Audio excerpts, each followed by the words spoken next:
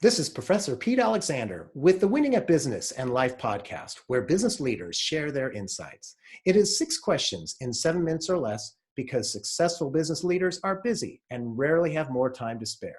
So let's get to it. Question number 1, in a few sentences, tell me who you are and what you do.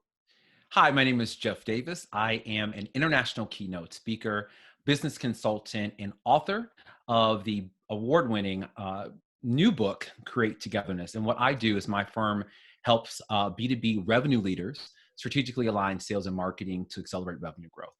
Excellent. Jeff, great to have you on. Question number 2, what's the Yes. best thing about working in your industry?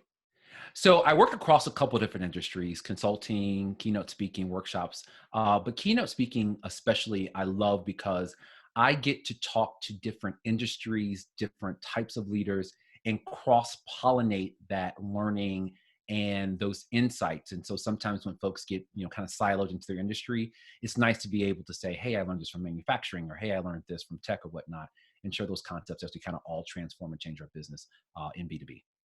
Excellent. Question number 3. I hear from other business leaders that staying in a good work-life balance for them and their team members is a challenge. What are your thoughts? The answer would be yes. Across the board, but I think the way that I'm able to I wouldn't say achieve that, but strive to achieve that every day is reminding myself about when I am burnt out, I'm not as effective as when I'm really able to be rested and laser focused. So I'm always reminding myself about, am I being the most effective? And if not, then switch it up.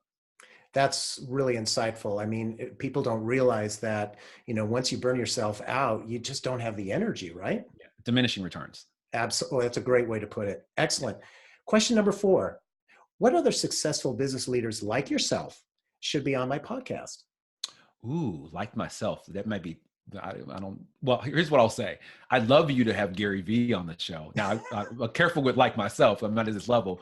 But other folks that I've seen doing great work. I would say Roderick Jefferson of Roderick Jefferson Associates, Mhm. really focused on sales enablement. Todd Capone, who also wrote a recent book called The Transparency Sales. So he does a lot of work at helping sales organizations understand the power of importance of being authentic and transparent and working with the modern buyer. So those are two folks that I kind of keep my eye on that come top of mind. Oh, great. Thank you for that. You're And very question welcome. number 5, what insight or advice would you give to other business leaders? Ooh, I think, and I continuously solicit advice, especially in the early days of building a business. But the one thing that has stuck with me the most is be thoughtful about working on your business as much as you're working in your business. And I Mhm. think as a solopreneur, somebody in a small firm, and I'm building out my consultancy as we speak. Mhm. You get so caught up in just working in the business that it's sometimes hard to be like, am I actually doing things that are moving a needle, or am I just being active and moving things around?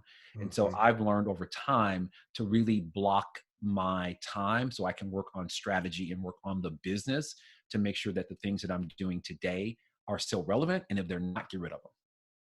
Excellent. So when you say blocking your time, do you like it like putting it in your calendar that it's like a meeting that you have, but it's with yourself to do some good thinking? You got it. So in my time in sales, and I actually did it as a marketer too, I am maniacal about my calendar. I think in the beginning of business, of starting a business, I kind of like slacked a little bit because I was kind of all over the place. Hmm.